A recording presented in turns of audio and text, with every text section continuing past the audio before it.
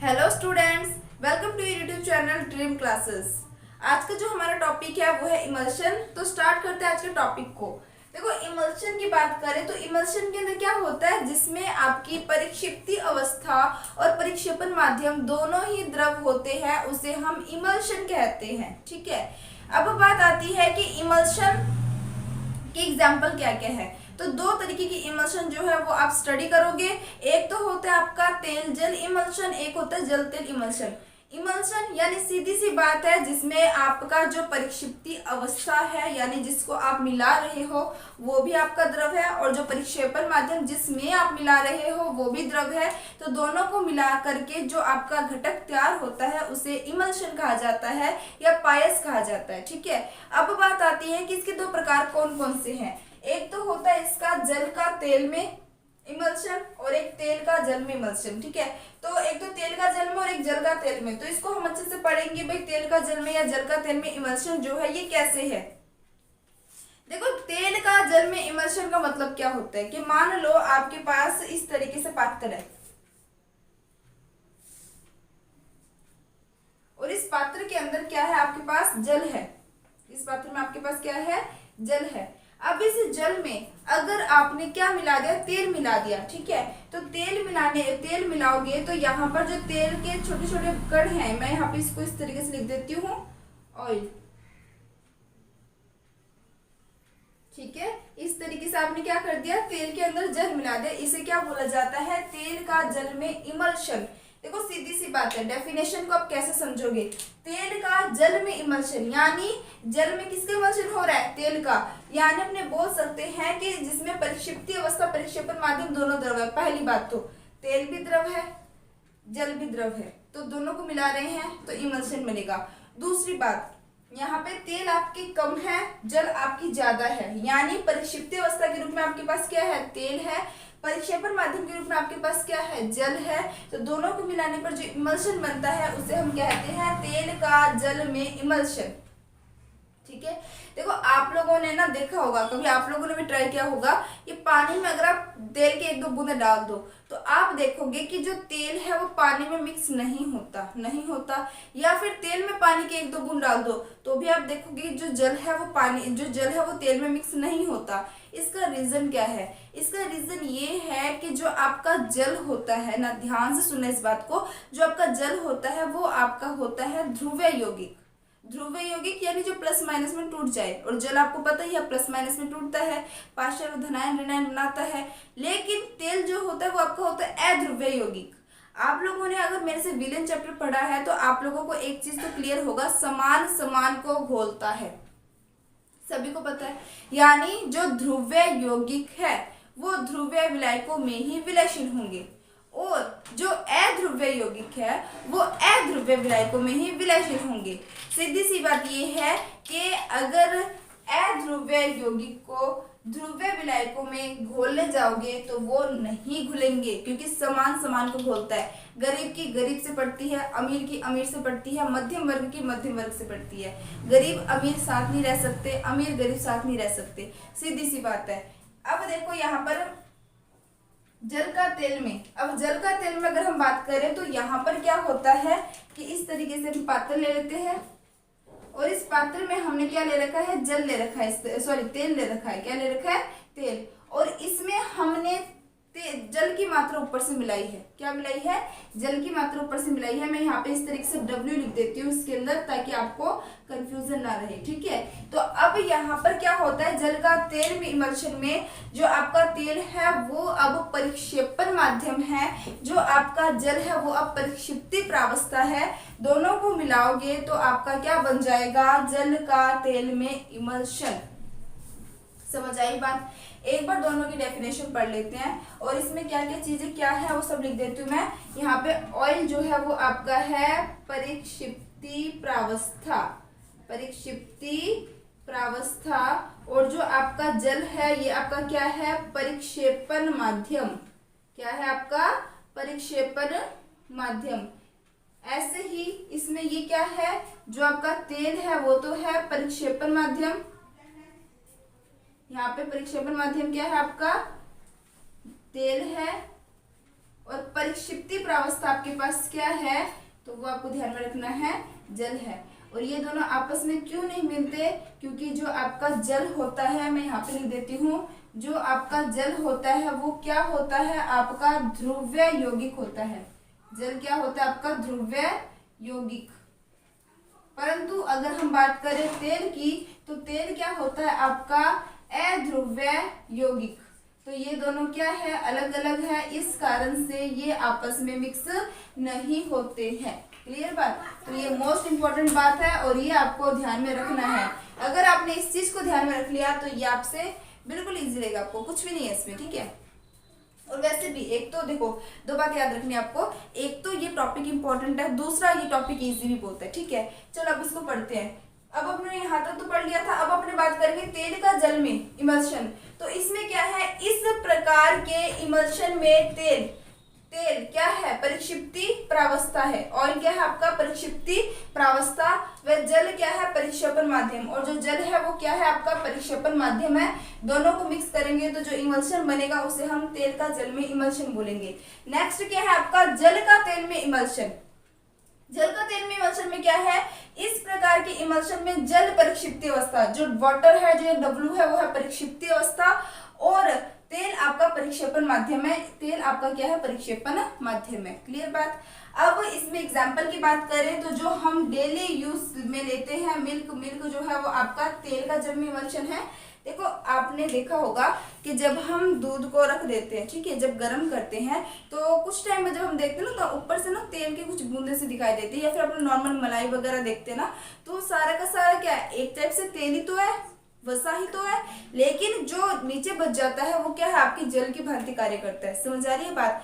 कभी आप नॉर्मल आप देखो ना, काफी टाइम बाद जब आप दूध को रख देते हो तो आप देखोगे उसके ऊपर एक परत जम जाती है वसा की, ठीक है, वसा तेल ही बोल सकते हैं अपने। तो वो क्या है, तेल ऊपर आ जाता है, नीचे जो रह जाता है वो एक टाइप से जल होता है आपका, ठीक है। तो वो एग्जाम्पल जो हम पढ़ते हैं वो किसका है, तेल का जल में इमल्शन। लेकिन जल का तेल में इमल्शन की अगर हम बात करें तो जो हम क्रीम यूज करते हैं, ठीक है, तो वो जो क्रीम यूज करते हैं उसमें आपका जो ऑयल होता है वो ज्यादा मात्रा में होता है, और उसमें जो आपका वाटर होता है वो कम मात्रा में मिला होता है। और आपने देखा भी होगा कि नॉर्मल सर्दियों में जब आपका क्रीम काफी टाइम पुराना हो जाए ना, तो तब आप देख सकते हो कि क्रीम से ना थोड़ी सी मात्रा में पानी बाहर निकल जाता है। यानी मैं ये बोल सकती हूँ उसमें पानी की मात्रा मिली हुई है तभी तो बाहर आई है, लेकिन ज्यादा मात्रा किसकी है, तेल की है, और कम मात्रा किसकी है, पानी की है। क्लियर बात, यहाँ तक समझ आ गया होगा। अब उसके बाद अपने बात करते हैं पाइसीकर्मक। ये मैंने यहाँ पे लिखा है पाइसीकर्मक। पाइसीकर्मक क्या होता है, देखो आपको पता है कि जो हमारा तेल होता है वो जल में मिक्स नहीं होता, उसको हमें मिक्स करना पड़ता है।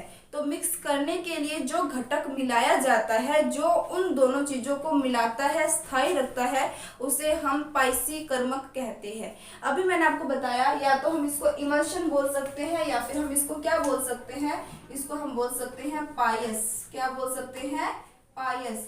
और पायस को बनाए रखने का काम जो करेगा उसे हम क्या बोलेंगे, पाइसीकर्मक। समझ आ रही है बात। यानी ऐसा कर्मक जो पायस को बनाए रखे, यानी इमल्शन को बनाए रखे, स्थायी रखे, उसे अपने क्या बोलते हैं, पाइसीकर्मक। दूध के अंदर जो क्रीम है वो ऊपर आ जाता है, अलग हो जाता है, क्रीम से पानी अलग निकल जाता है, लेकिन उसको लंबे समय तक बनाए रखने के लिए उनमें पाइसीकर्मक मिलाया जाता है ताकि वो लंबे समय तक बने रहे, हम उसका उपयोग आसानी से कर सके। अब ऐसा तो नहीं होता ना कि आप क्रीम लेके आए हो और वो आपका खराब हो जाता है 1 या 2 दिन में, ऐसा तो नहीं होता। क्यों, क्योंकि उसमें आपकी क्रीम के अंदर जो तेल और जो जल को मिक्स किया गया है उसको अच्छी तरीके से मिक्स करके उसमें पाइसीकर्मक मिलाया जाता है ताकि आपका क्रीम लंबे समय तक स्थायी रहे। वो बात अलग होती है, एक्सपायरी डेट सभी चीजों की होती है, एक टाइम के बाद खराब तो हर चीज होता ही है, लेकिन अगर उसको बनाए रखने का काम करता है तो वो है पाइसीकर्मक। आई थिंक समझ आ रहा होगा आपको। तो यहाँ पर जो आपका पाइसीकर्मक है वो आपका प्रोटीन, गोंद, प्राकृतिक व संश्लेषित साबुन, किसमें है, ये आपका तेल का जल में इमल्शन में। लेकिन अगर आपका जल का तेल में इमल्शन की बात करें तो इसमें क्या है, लंबी श्रृंखला के अल्कोहल, काजल, साबुन, ये सारे के सारे जल का तेल में इमल्शन के एग्जाम्पल है, मतलब उसके पाइसीकर्मक के एग्जाम्पल है जो इसको लंबे समय तक बनाए रखने का काम करते हैं। क्लियर बात, यहाँ तक समझ आ गया होगा। देखो एक तो होता है पाइसीकर्मक, एक शब्द आता है वी पाइसन, एक शब्द आप क्या पढ़ोगे, वी पाइसन।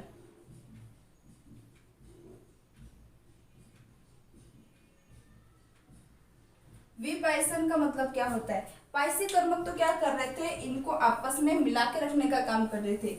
वी पाइसन जो है वो क्या करते हैं, आपके परिक्षिप्ति अवस्था व परिक्षेपण माध्यमों को अलग करने का काम करती है। क्या करने का काम करती है, अलग करने का काम करती है, उसे हम वी पाइसन कहते हैं। छोटा सा था बस, तो बीच में आपको मैंने बता दिया, ठीक है। तो यहाँ तक समझ आ गया होगा। अब देखो, आप लोगों ने साबुन वाला टॉपिक मेरे से पढ़ा होगा, उसमें मैंने आपको क्या बताया था कि साबुन जो होता है ना, उसका फॉर्मूला क्या होता है, इस तरीके से इसका फॉर्मूला होता है साबुन का RCOONA, यही फॉर्मूला होता है। इसमें ना ये जो R एल्किल ग्रुप होता है उसको हम इस तरीके से शो करते हैं, और यहाँ पर आपका जुड़ा होता है COO-।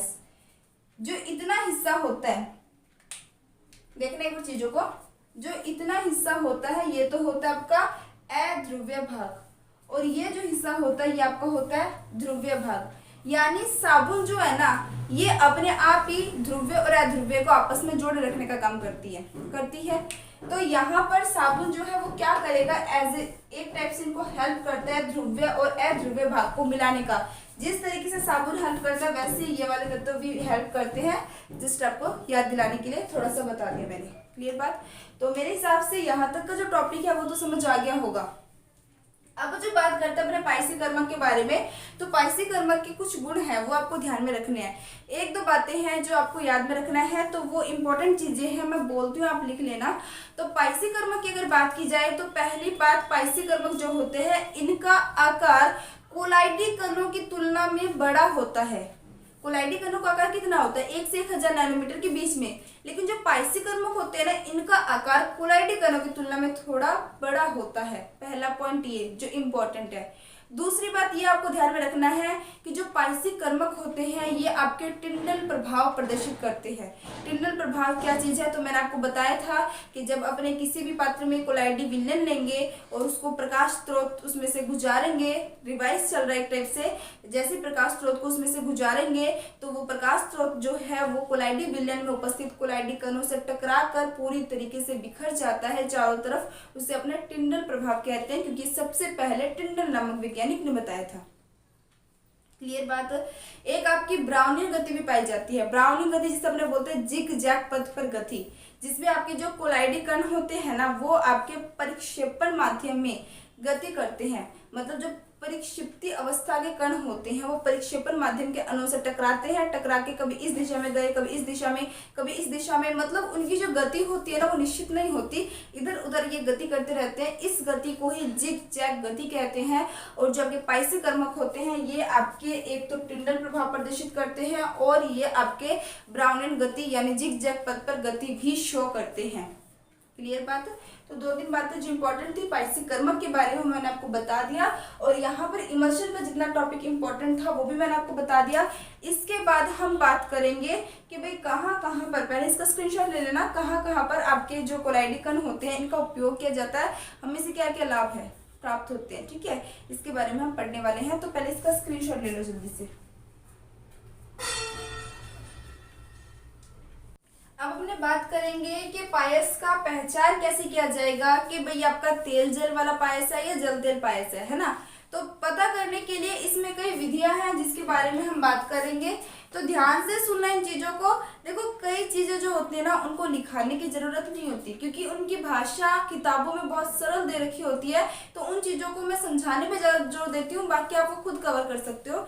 तो जिन बच्चों को ये होता है कि मैम हमने इसकी डेफिनेशन नहीं लिखवाई, इसकी डेफिनेशन नहीं लिखवाई, जो इम्पोर्टेंट है वो मैं आपको सारा लिखवाती हूँ। मैं पूरी कोशिश करती हूँ आपको सारा कवर करा दूँ। फिर भी एक आधे जो रह जाते हैं वो आपके अपनी बुक से कवर कर सकते हो बिना डाउट के। चलो बात करते हैं सूचक विधि के बारे में। पायस पहचान में पहला है सूचक विधि। सूचक विधि मतलब क्या होता है कि देखो यहाँ पर 2 प्रकार के रसायनों के नाम लिखा है मैंने, एक तो लिखा है सूडान थर्ड और एक लिखा है फ्यूसिल। ये सूडान थर्ड और ये जो फ्यूसिल है ये क्या है, ये आपके तेल में विलयशील है। ये आपके क्या होते हैं, तेल में विलयशील होते हैं। देखो यहाँ पर तेल में विलयशील। अब देखो ये तेल में विलयशील होने के कारण जब हमारे पास देखो दो तरीके से इन्होंने पायस रख दिया, मैंने आपके सामने समझने से इसको, मैंने आपके सामने मान लो दो आपके पायस रख दिए, एक तो तेल जल इमल्शन और एक जल तेल इमल्शन, ठीक है। अब आपको सूचक दे दिया गया है, या तो आपके पास सूडान थर्ड दे दिया जाए या आपको फ्यूशिल दे दिया जाए, दोनों का काम तो सेम ही है। अब आपको पता है कि ये दोनों जो है वो तेल में विलयशील है।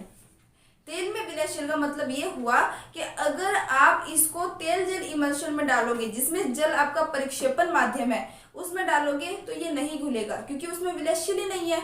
लेकिन अगर आप जल तेल इमल्शन में डालोगे तो जल तेल इमल्शन में क्या है कि जो आपका जल है वो परिक्षिप्ति प्रावस्था है और परिक्षेपण माध्यम के रूप में तेल है।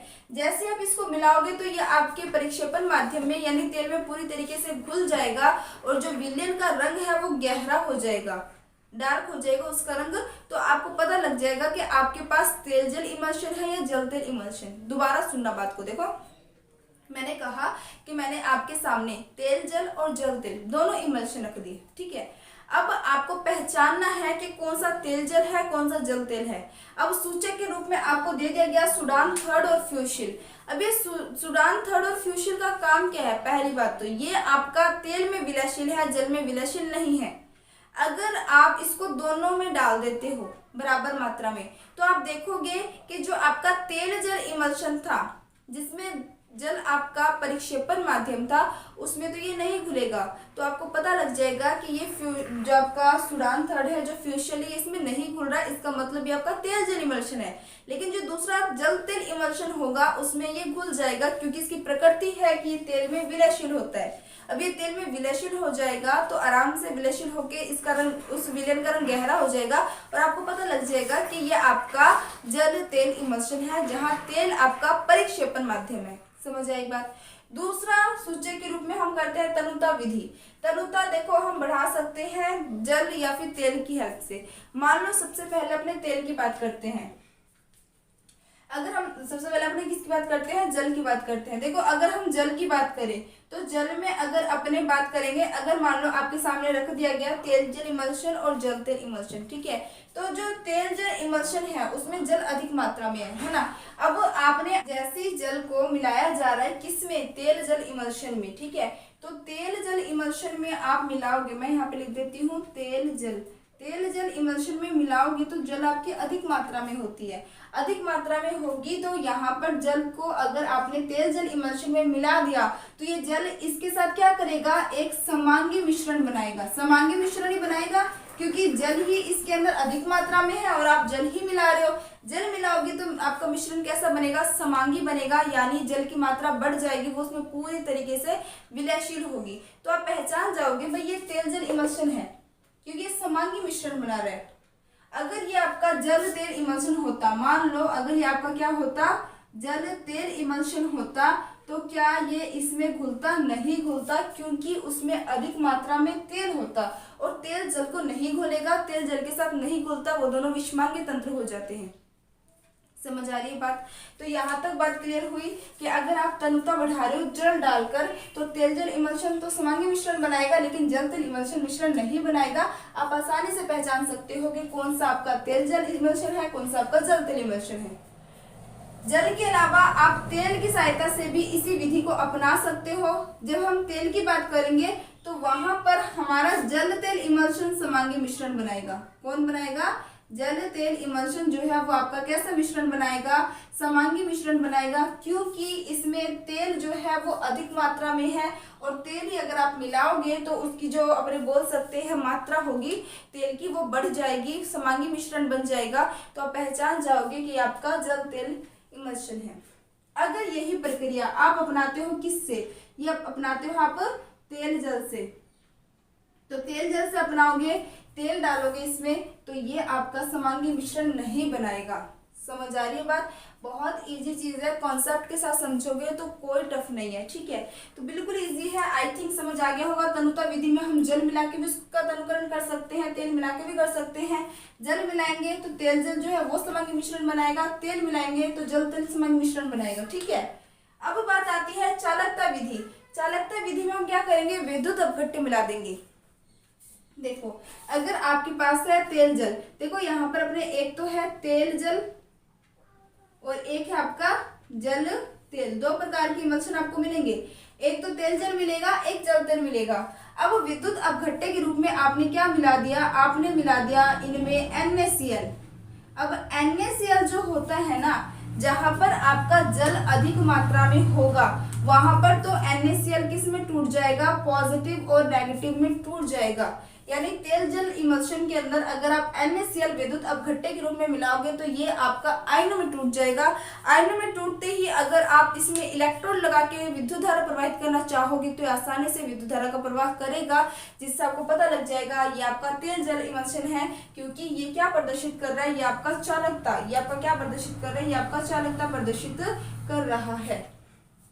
लेकिन जल तेल इमल्शन की बात करें, ये तो चालकता प्रदर्शित करेगा, लेकिन जल तेल इमल्शन की बात करें तो वहां पे तेल की मात्रा ज्यादा है, जल की कम है। ऊपर से आपने NaCl डाल दिया। अब जल तेल तो आपका क्या है, अध्रुवीय विलायक है। अब इसमें NaCl आयनों में नहीं टूटेगा। अगर NaCl आयनों में नहीं टूटेगा तो मुक्त आयन नहीं बन रहे, मुक्त आयन नहीं बन रहे तो इलेक्ट्रोड लगाने के बावजूद भी इसमें विद्युत धारा का प्रवाह नहीं होगा। समझ आ गई बात।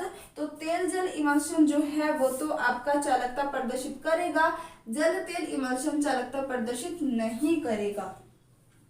ठीक है, अब ये तो था भाई हम कैसे पहचान सकते हैं जल तेल इमल्शन है या तेल जल इमल्शन है। कई विधियां बता दी हमने, 3 विधियां पढ़ ली और 3 के अंदर भी हमने कई सारी चीजों को अच्छे से पढ़ लिया। अब अपने बात करते हैं कोलाइडो का उपयोग। अब बात आती है कि कोलाइडो का उपयोग कहाँ कहाँ पर किया जाता है। मान लो सपोज करो अगर हमें कोलाइडो का नॉलेज ही नहीं होता, हमें नहीं पता होता कि कोलाइड कण जो होते हैं वो हमें कैसे कैसे हेल्प कर सकते हैं, तो इसके उपयोग के बारे में भी हम नहीं पढ़ सकते। इसलिए आपका जो चैप्टर है आपके डेली लाइफ के अंदर भी बहुत यूज आता है। आपको खुद को नहीं पता कि आप साइंस से किस तरीके से जुड़े हो। चलो अपने बात करते हैं किसके, कोलाइडो के उपयोग के बारे में। तो सबसे पहला जो पॉइंट है वो है आपका चिमनी। अब देखो बात आती है चिमनी की, तो चिमनी किस तरीके से उपयोग के रूप में काम आ रहा है। तो ध्यान देना कि जो आपके बड़े बड़े उद्योग होते हैं ना, उद्योगों से क्या होता है आपके हानिकारक गैसें निकलती है। ठीक है, हानिकारक गैसें निकलती है, धूल के कण, जैसे मान लो धूल के कण वगैरह वो भी निकलते हैं। तो ये सारे के सारे आपके लंग्स के लिए बहुत ज्यादा हानिकारक होते हैं। अब देखो बड़े बड़े उद्योगों से, कारखानों से जो धुआं निकलेगा, जो अपशिष्ट निकलेंगे, अगर हम सांस लेंगे तो वो सांस के थ्रू अंदर जाएगा। इसका ज्यादा इफेक्ट किन पे पड़ता है, जो उन उद्योग पर काम कर रहे कर्मचारी होते हैं, है ना। तो क्या किया जाता है कि वहां पे उपस्थित अपशिष्ट गैसों को कम करने के लिए या फिर अपशिष्ट धूल के कण हैं उनको कम करने के लिए चिमनी का उपयोग किया जाता है। अब बात आती है चिमनी का उपयोग कैसे करते हैं। देखो इस तरीके से ना आपकी चिमनी होती है, इस तरीके से आपकी चिमनी होती है और इस चिमनी में लगे होते हैं आपके इलेक्ट्रोड। इस चिमनी में आपके क्या लगे होते हैं, इलेक्ट्रोड लगे होते हैं।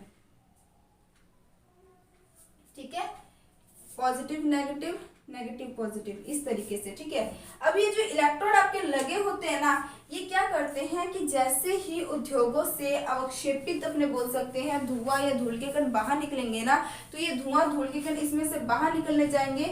कोलाइडी कण ही होते सब कुछ, धुआं धूल ये सब कोलाइडी कण है। इसके बारे में हम पहले बात कर चुके हैं, कोलाइड की एक सारणी पढ़ चुके हैं पूरा। तो ये क्या होता है, कोलाइडी कण जैसे इसमें से बाहर जाएगा, आपको ये भी पता है कि कोलाइडी कणों पर आवेश होता है, या तो उस पर धनावेश होगा या फिर उस पर ऋणावेश होगा। धनावेश होगा तो ऋणात्मक इलेक्ट्रोड की ओर जुड़ जाएंगे, ऋणावेश होगा तो धनात्मक इलेक्ट्रोड की ओर जुड़ जाएंगे।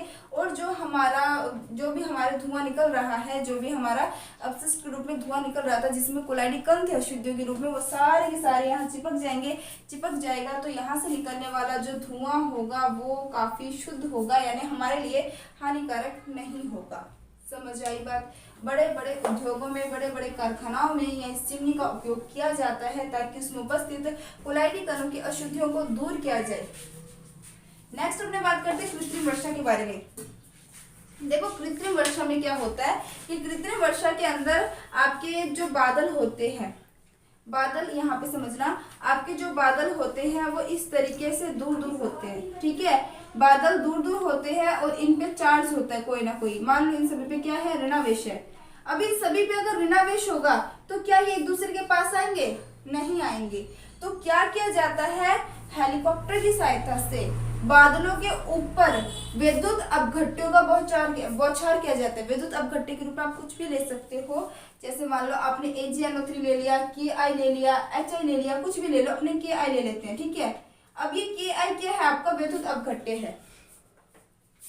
Ki क्या है, आपका विद्युत अपघट्टे है। आप अगर इस चीज को लिंक करो तो पीछे हम पढ़ के आ चुके हैं, कोलाइडी कणों के आवेश को खत्म करने के लिए ऊपर से विद्युत अपघट्टे मिलाया जाता है, ठीक है। तो यहाँ पर ये जो बादल है इनके ऊपर आपने क्या मिला दिया, विद्युत अपघट्टे की आपने इनके ऊपर बौछार कर दी। जैसे आप विद्युत अपघट्टे की बौछार करोगे तो क्या होगा, इनके ऊपर जो ऋणावेश होंगे वो के पॉजिटिव के कारण क्या हो जाएंगे, खत्म हो जाएंगे। के पॉजिटिव के कारण वो क्या हो जाएंगे, इस तरीके से खत्म हो जाएंगे। जैसे ये खत्म होने लगेंगे तो ये सारे के सारे जो आपके बादल है ये पास आ जाएंगे, और पास आने के बाद ये वर्षा के रूप में बरस जाएंगे। समझ आएगी बात। तो ये भी इजी सा कॉन्सेप्ट था।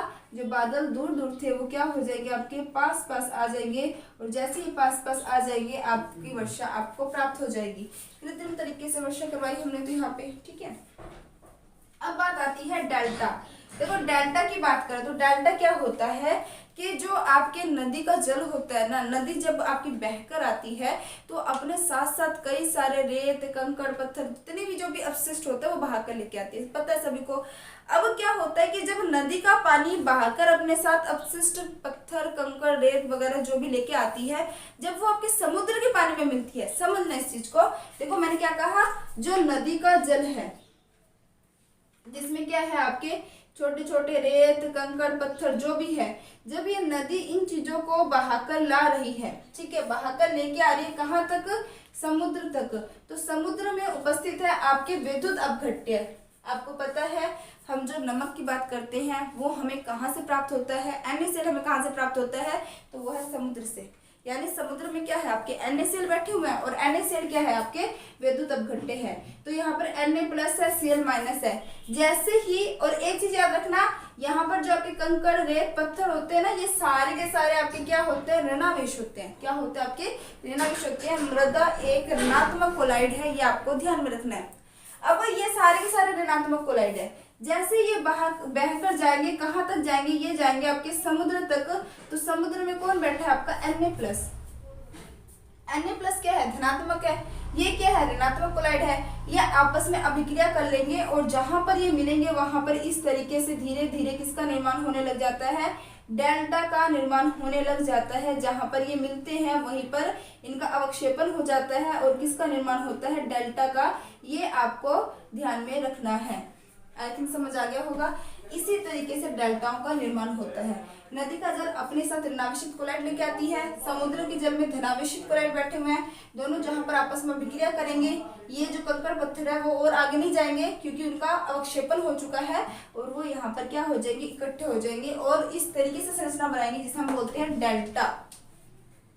नेक्स्ट अपनी बात करते हैं रुधिर स्कंदन के बारे में। तो रुधिर स्कंदन के अंदर क्या होता है, जब क्या होता है कि जब ब्लडिंग ज्यादा होती है, मान लो किसको चोट लग जाती है, चोट लगने के कारण मान लो यहाँ हाथ पे, पैर में, कहीं पे भी चोट लग जाती है, ब्लडिंग होने लग जाती है, तो क्या किया जाता है, उसमें फिटकरी रगड़ दिया जाता है। थोड़ा सा फिटकरी रगड़ने से क्या होता है कि जो ब्लड बह रहा होता है वो फिटकरी उसको रोक लेती है, उसका स्कंदन कर लेती है। क्यों, क्योंकि जो रक्त होता है वो आपका होता है ऋणात्मक कोलाइड। दो बातें बता दी देखो मैंने आपको, एक तो मैंने आपको कहा मिट्टी, और मैंने आपको कह दिया रक्त, ये दोनों क्या होते हैं, ऋणात्मक कोलाइड होते हैं, ठीक है।